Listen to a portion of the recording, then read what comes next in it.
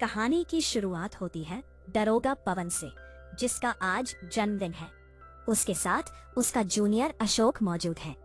हालांकि अशोक उसका जूनियर है, लेकिन पवन उसे छोटे भाई और सबसे अच्छे दोस्त की तरह मानता है। अशोक केक कटवाता है और जन्मदिन के मौके पर पवन को सफेद जूतों की एक जोड़ी गिफ्ट देता है, क्योंकि पवन को सफेद जूते का बहुत शौक है। इसी दौरान दोनों रेलवे स्टेशन पहुंचते हैं। उन्हें एक पत्रकार को सुरक्षा देने की जिम्मेदारी मिली है, जो अपनी टीम के साथ शहर में आई है। उस पत्रकार का नाम रीमा है। रीमा एक बेहद संवेदनशील मामले की जांच करने आई है। उसे शक है कि मशहूर धर्मगुरु आनंद श्री के आश्रम से कई नाबालिग लड़के रहस्यमय तरीके से गायब हो रहे हैं। स्टेशन से निकलने के कुछ ही देर बाद अचानक बाइक पर सवार दो हमलावर उनकी गाड़ी पर हमला कर देते हैं। सब कुछ इतनी तेजी से होता है कि किसी को संभलने का मौका ही नहीं मिलता। हमले में अशोक घायल हो जाता है। पवन जवाबी कार्रवाई करते हुए एक हमलावर को मार गिराता है, लेकिन दूसरा हमलावर रीमा को गोली मार देता है। रीमा की मौके पर ही मौत हो जाती है। ये खबर पूरे इलाके में आग की तरह फैल जाती है। पुलिस विभाग पर भारी दबाव आ जाता है। मीडिया लगातार सवाल पूछ रही थी कि आखिर पुलिस सुरक्षा में होने के बावजूद पत्रकार की हत्या कैसे हो गई। पवन के सीनियर अधिकारी केशव उसे अपने ऑफिस में बुलाते हैं। वो गुस्से में कहते हैं, तुम एक पत्रकार की जान नहीं बचा पाए। ऊपर से अफसर और मीडिया दोनों जवाब मांग रहे हैं। केशव पवन को सस्पेंड करने की बात कहते हैं, लेकिन पवन उनसे सिर्फ 7 दिन का समय मांगता है। वो वादा करता है कि 7 दिन के अंदर अपराधी और पूरी साजिश का सच सामने लेकर आएगा। घर लौटने पर पवन देखता है कि वहां भी माहौल खराब है। एक आदमी उसके पिता से लड़ रहा था। वह आरोप लगाता है कि पवन का छोटा भाई दीपक उसकी बहन प्रीति को भगा ले गया है। पवन को पहली बार पता चलता है कि दीपक और प्रीति घर से भाग चुके हैं। इस घटना ने पूरे गांव में हंगामा मचा दिया था। पवन तुरंत दीपक के दोस्तों से पूछताछ करता है। उसे ज्यादा जानकारी नहीं मिलती, लेकिन इतना जरूर पता चलता है कि प्रीति और दीपक कॉलेज के समय से एक दूसरे से प्यार करते थे। दूसरी तरफ आनंद श्री की दुनिया दिखाई जाती है। बाहर से वह एक सम्मानित धर्मगुरु लगता है, लेकिन उसके आसपास कुछ ऐसा चल रहा था जिसे बहुत कम लोग जानते थे। आनंद श्री का एक आदमी एक गुप्त ठिकाने पर पहुंचता है। वहां एक किशोर लड़का छिपा हुआ था। यही वह लड़का था जिसने पत्रकार रीमा को गोली मारी थी। लड़का समझ जाता है कि उसे बचाने नहीं बल्कि खत्म करने के लिए लोग भेजे गए हैं, इसलिए वह वहां से भाग निकलता है। उधर गांव में दीपक और प्रीति को लेकर पंचायत बैठती है। सरपंच कहता है, जो बच्चे अपने माँ बाप की इज्जत नहीं करते वे कैंसर की तरह होते हैं। जब वह पूछता है कि कैंसर हो जाए तो क्या किया जाता है, तब पवन के पिता जवाब देते हैं, काट दिया जाता है।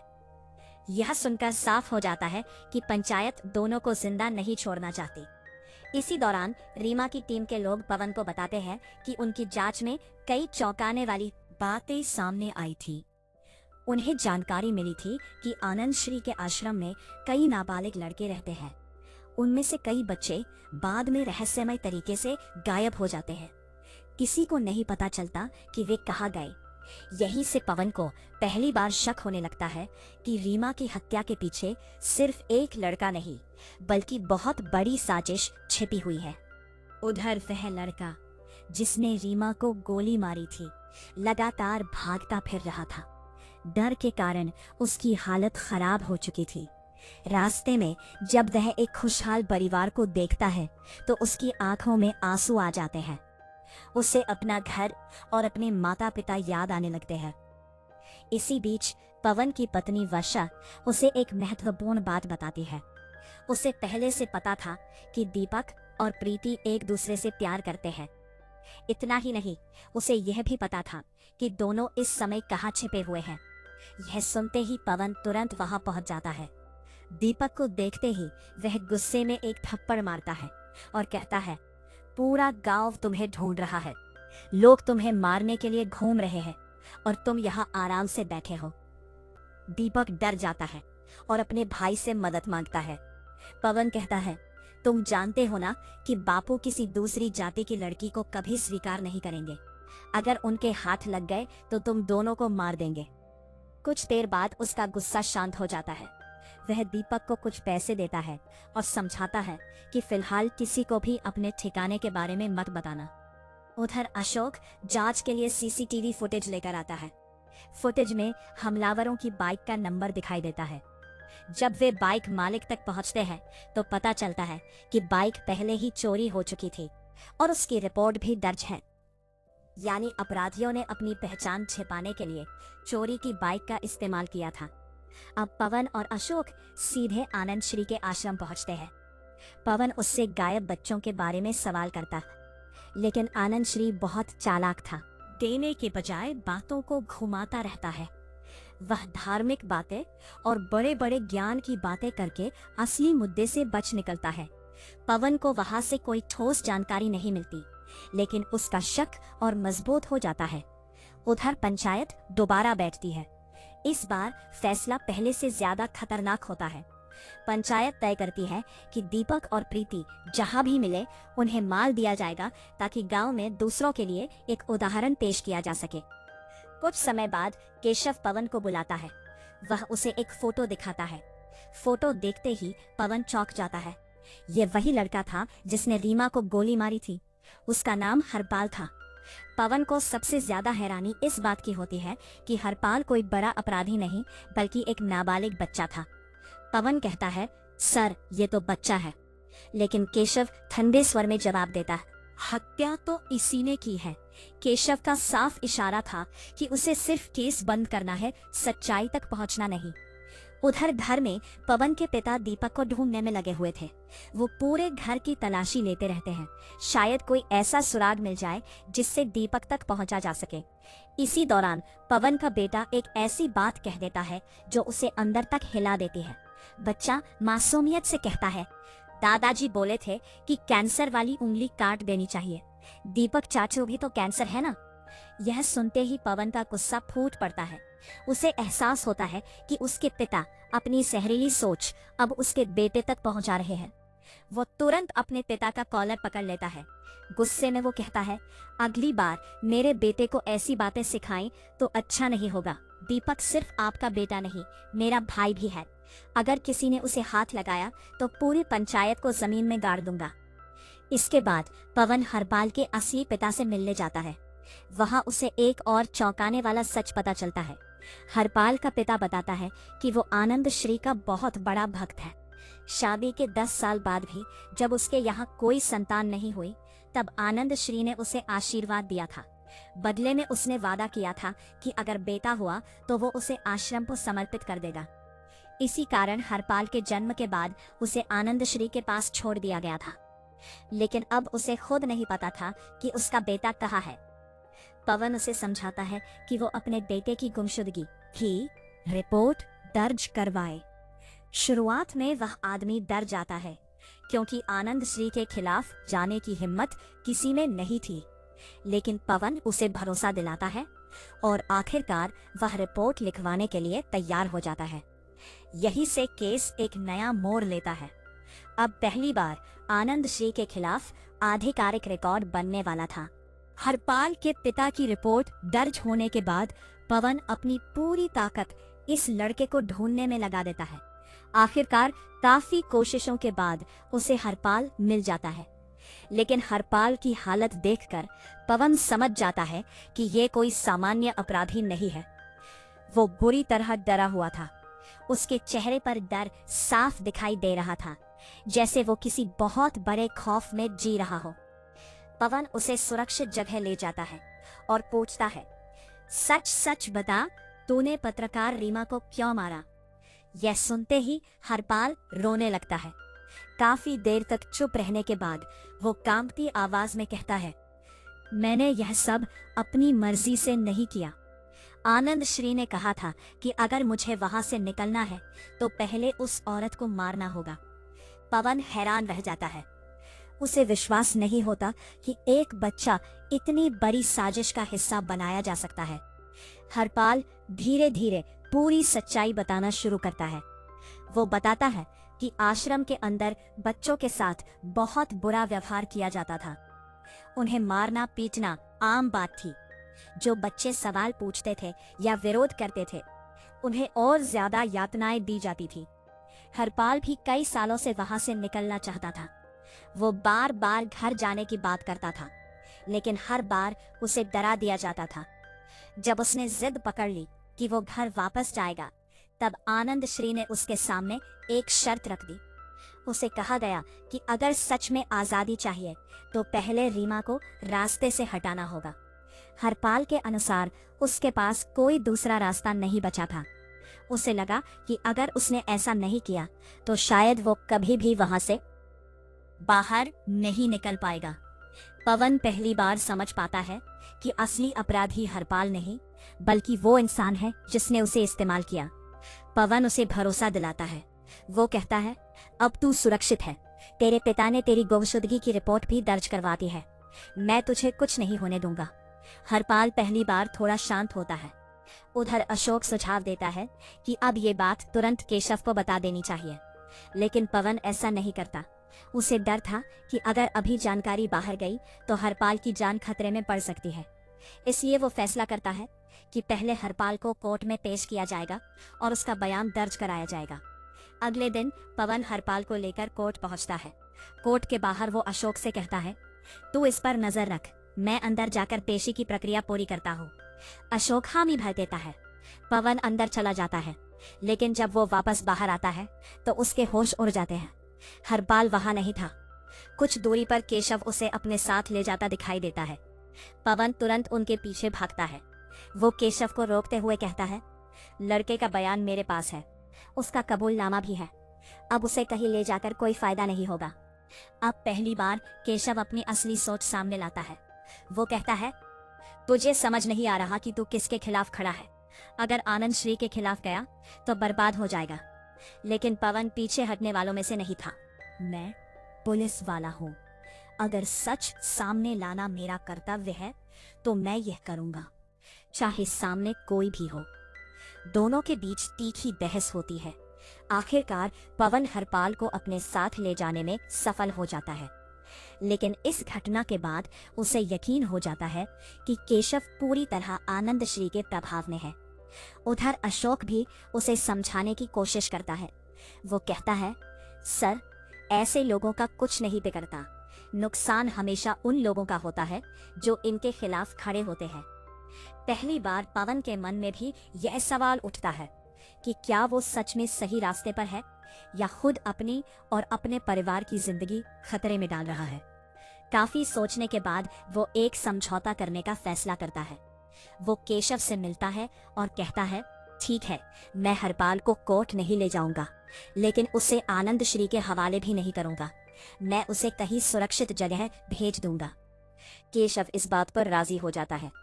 वो हरपाल के लिए कुछ पैसे भी देता है ताकि उसके रहने का इंतजाम किया जा सके। उधर पवन अपने भाई दीपक और प्रीति को भी सुरक्षित जगह शिफ्ट करने की तैयारी करता है। अशोक बताता है कि उसकी बुआ का एक खाली मकान है जहां दोनों आराम से रह सकते हैं। योजना बनती है कि अशोक हरपाल को सुरक्षित स्थान पर छोड़ आएगा और पवन दीपक तथा प्रीति को नए ठिकाने पर पहुंचाएगा। इसी दौरान मीडिया में यह खबर फैला दी जाती है कि पत्रकार रीमा की हत्या का आनंद श्री से कोई संबंध नहीं है। यानी सिस्टम धीरे धीरे पूरे मामले को दबाने की कोशिश कर रहा था। को सुरक्षित घर में पहुंचा देता है। उसे लगता है कि अब कम से कम उसका भाई सुरक्षित है, लेकिन उसे बिल्कुल अंदाजा नहीं था कि असली खतरा अभी बाकी है। दूसरी तरफ वर्षा उसे सलाह देती है कि वो अपने पिता से एक बार शांति से बात करे, शायद उन्हें समझाया जा सके। पवन अपने पिता के पास जाता है। वो उन्हें समझाने की कोशिश करता है कि दुनिया बदल चुकी है। आज भी जाति और झूठी इज्जत के नाम पर बच्चों की जान लेना गलत है, लेकिन उसके पिता अपनी सोच पर अड़े रहते हैं। वो साफ शब्दों में कहते हैं, मेरे लिए खानदान की इज्जत सबसे ऊपर है। जिस दिन दीपक हाथ लग गया उसी दिन उसका अंत कर दूंगा। ये सुनकर पवन समझ जाता है कि उनके अंदर की नफरत अब तर्क से खत्म नहीं होने वाली। यहीं से कहानी अपने सबसे खतरनाक मोड़ की तरफ बढ़ने लगती है। समय बीतता जाता है, लेकिन पवन के मन में बेचैनी लगातार बढ़ती रहती है। एक तरफ हरपाल की सुरक्षा की चिंता थी, दूसरी तरफ दीपक और प्रीति का मामला। उधर उसके पिता अब भी अपने फैसले पर अड़े हुए थे और पंचायत भी लगातार दोनों को ढूंढने में लगी हुई थी। एक दिन अशोक पवन से पूछता है, सर, आप इतने परेशान क्यों रहते हैं? पवन कुछ देर चुप रहता है और फिर कहता है, क्या तुमने महाभारत की कहानी सुनी है? अर्जुन भी एक समय ऐसी ही दुविधा में फंस गया था। एक तरफ उसका धर्म था और दूसरी तरफ उसके अपने लोग। इंसान जब रिश्तों को बचाने जाता है तो कर्तव्य छूट जाता है, और जब कर्तव्य निभाने जाता है तो रिश्ते टूट जाते हैं। अशोक उसकी बात सुनकर कहता है, रीमा भी तो अपना कर्तव्य निभाने आई थी, लेकिन उसे क्या मिला? एक गोली और मौत। पवन कोई जवाब नहीं देता। उसी दौरान हरपाल का पिता उससे मिलने आता है। वह बेहद परेशान था। वह कहता है, साहब, बस एक बार मेरे बेटे से बात करवा दो, मुझे तसल्ली हो जाएगी कि वह जिंदा है।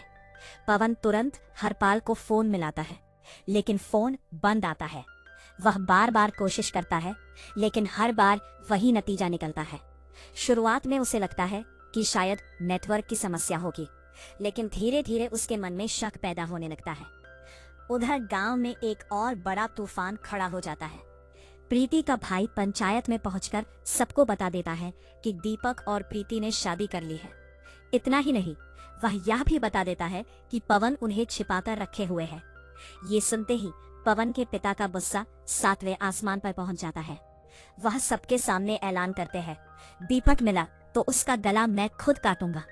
अब पवन की चिंता और बढ़ जाती है। वह फिर से हरपाल से संपर्क करने की कोशिश करता है, लेकिन फोन अब भी बंद था।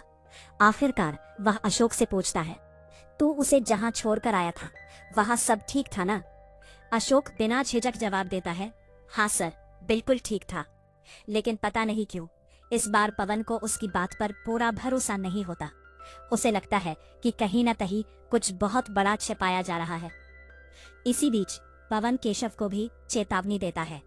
वह कहता है, अगर हरपाल को कुछ हुआ ना तो मैं किसी को नहीं छोड़ूंगा। उधर केशव सीधे आनंद श्री के पास पहुंचता है। वो बताता है कि पवन अब भी पीछे नहीं हटा है। उसके पास हरपाल का बयान और कई ऐसे सबूत हैं जो पूरे खेल का पर्दाफाश कर सकते हैं। ये सुनते ही आनंद श्री अपने सबसे भरोसेमंद चेले को बुलाता है। वो आदेश देता है, मुझे हरपाल का कबूलनामा चाहिए, उसके बाप का बयान चाहिए, और अगर जरूरत पड़े तो पवन को भी रास्ते से हटा दो। अगले ही दिन आनंद श्री का चेला कुछ गुंडों के साथ सीधे पवन के घर पहुंच जाता है। पवन उस समय घर पर ही मौजूद था। चेला आते ही उसे धमकाना शुरू कर देता है। जब पवन विरोध करता है तो गुंडे उसे बुरी तरह पीट देते हैं। मारपीट के बाद चेला उसके सामने बैठता है और मुस्कुराते हुए कहता है, जिस लड़के को बचाने के लिए तू इतना लड़ रहा था वो तो कब का मर चुका है। ये सुनते ही पवन के चेहरे का रंग उड़ जाता है। उसे अपनी बातों पर विश्वास ही नहीं होता। वो गुस्से में पूछता है, क्या बकवास कर रहा है? तब चेला वो सच बताता है जो पूरी कहानी का सबसे बड़ा झटका था। वो बताता है कि हरपाल को किसी सुरक्षित जगह नहीं ले जाया गया था, उसे सीधे आनंद श्री के लोगों के हवाले कर दिया गया था, और यह काम किसी दुश्मन ने नहीं बल्कि अशोक ने किया था। पवन के पैरों तले जमीन खिसक जाती है। जिस इंसान को उसने हमेशा अपना भाई माना, उसके साथ सबसे बड़ा विश्वासघात किया था। लेकिन झटका यहीं खत्म नहीं होता। चेला आगे बताता है कि हरपाल की हत्या भी हो चुकी है और उसे गोली मारने वाला भी अशोक ही था। अब पवन पूरी तरह टूट जाता है। उसे समझ नहीं आता कि वो किस पर भरोसा करे। एक तरफ वो बच्चे को बचाने में नाकाम रहा, दूसरी तरफ उसके सबसे करीबी दोस्त ने ही उसे धोखा दे दिया। चेला जाते जाते एक आखिरी धमकी देता है। वो कहता है, कागज दे दे और चैन से जी, वरना अगली बारी तेरी होगी। चेला वहां से चला जाता है। पवन वहीं बैठा रह जाता है। उसके मन में सिर्फ एक ही बात घूम रही थी। वो हरपाल से किया हुआ अपना वादा निभा नहीं पाया। वो उस बच्चे को बचा नहीं पाया। उधर वर्षा उसे समझाने की कोशिश करती है। वो कहती है, अब बहुत हो गया, इस लड़ाई को यही खत्म कर दो। मैं तुम्हें खोना नहीं चाहती। लेकिन पवन अब फैसला कर चुका था। वो कहता है, अगर आज रुक गया तो जिंदगी भर खुद को माफ नहीं कर पाऊंगा। अब उसके लिए ये सिर्फ एक केस नहीं रह गया था, ये उसके आत्मसम्मान, उसके कर्तव्य और उन सभी लोगों के लिए लड़ाई बन चुकी थी जिन्हें वो बचा नहीं पाया। और अब वह इस लड़ाई को आखिर तक ले जाने वाला था। वह कागज लेकर अशोक के पास जाता है और कहता है, मैं ये पेपर्स आनंद श्री तक पहुंचाना चाहता हूँ। केशव को फोन करो और कहो कि आनंद श्री अपना कोई आदमी भेजे। इसके बाद पवन अशोक को साथ लेकर उन कागजों को सौंपने निकल पड़ता है। अशोक के चेहरे पर घमंड साफ दिखाई दे रहा था। उसे लग रहा था कि एक पुलिस अधिकारी भी उसके सामने झुक गया है। लेकिन जैसे ही आनंद श्री का आदमी और उसका साथी वहां पहुंचते हैं, पवन दोनों को गोली मार देता है। इसके बाद वो अशोक की पिटाई शुरू कर देता है। पवन गुस्से में कहता है, मैं तुम्हें अपना दोस्त मानता था, यही दोस्ती निभाई तुमने, एक मासूम बच्चे की जान ले ली। अशोक दर्द में हंसते हुए कहता है, तो मुझे मार देगा, लेकिन अपने बाप का क्या करेगा? तेरे भाई की छाती पर बैठकर उसी के बाप ने उसका गला काटा था। यह सुनकर पवन के होश उड़ जाते हैं।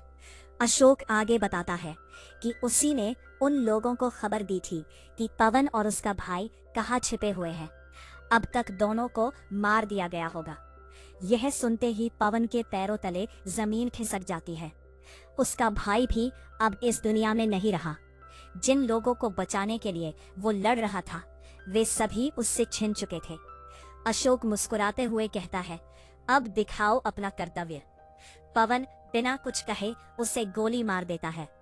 कुछ देर बाद फॉरेंसिक टीम और पुलिस वहां पहुंचती है। जांच शुरू होती है। पवन सबको बताता है कि वे बच्चे की तलाश में यहाँ आए थे। तभी आनंद श्री के गुंडों ने उन पर हमला कर दिया। मुठभेड़ में उनका एक साथी शहीद हो गया। वो यह भी कहता है कि बच्चे का कबूलनामा उनके पास मौजूद है। तभी केशव वहां पहुंचता है। वो बेहद गुस्से में था। पवन उसकी तरफ देखते हुए कहता है, इन तीनों को मैंने मारा है, चौथा नंबर आनंद श्री का है। या तो उसे गोली मारूंगा या किसी भी हालत में खत्म कर दूंगा। रिपोर्ट दर्ज हो जाती है और हरपाल के कागज भी जमा हो जाते हैं। अब मामला पूरी तरह कानूनी रास्ते पर था। अब इसके बाद पवन अपने घर जाता है और अपने पिता को खेतों की तरफ ले जाता है। वहां पहुंचकर वो कहता है, बाप होने का मतलब सिर्फ बच्चे को जन्म देना और उसे जिंदगी भर सही गलत समझाते रहना नहीं होता। बाप होना उससे कहीं बड़ी जिम्मेदारी है, लेकिन आप यह कभी समझ नहीं पाए। उसकी आंखों में आंसू थे। वो आगे कहता है, आप असफल हो गए पापा। मैं बस यही उम्मीद करता हूँ कि किसी भी जन्म में मुझे आपका बेटा बनने का दुर्भाग्य न मिले। इतना कहकर पवन अपनी नजरें झुका लेता है और अपने पिता को गोली मार देता है। इसके बाद वो वहीं उनका अंतिम संस्कार भी कर देता है। आग की लपटों को देखते हुए पवन कहता है, खुद को ढूंढते ढूंढते मैं भी आपकी तरह बन गया पापा। आपने अपनी इज्जत बचाने के लिए अपने बेटे को मार दिया और मैंने अपने पिता को। सही और गलत एक ही सिक्के के दो पहलू हैं। कोई इंसान पूरी तरह सही या पूरी तरह गलत नहीं होता, लेकिन यह समझना जरूरी है कि आखिर सही क्या है और गलत क्या। वो भविष्य के बारे में सोचते हुए कहता है, एक दिन मेरा बेटा भी बड़ा होगा। वो मेरी आंखों में देखकर मेरे अतीत के बारे में सवाल करेगा। तब क्या मैं उसे अपनी कहानी बता पाऊंगा? शायद मैं उससे सिर्फ इतना कहूंगा कि कभी कभी सब कुछ सही करने के लिए जिंदगी को दोबारा शुरू करना पड़ता है। मैंने भी अपने बेटे के लिए सब कुछ फिर से शुरू कर दिया है। आपने अपना कर्म किया और मैंने अपना कर्तव्य निभाया। इसी के साथ फिल्म की कहानी समाप्त हो जाती है।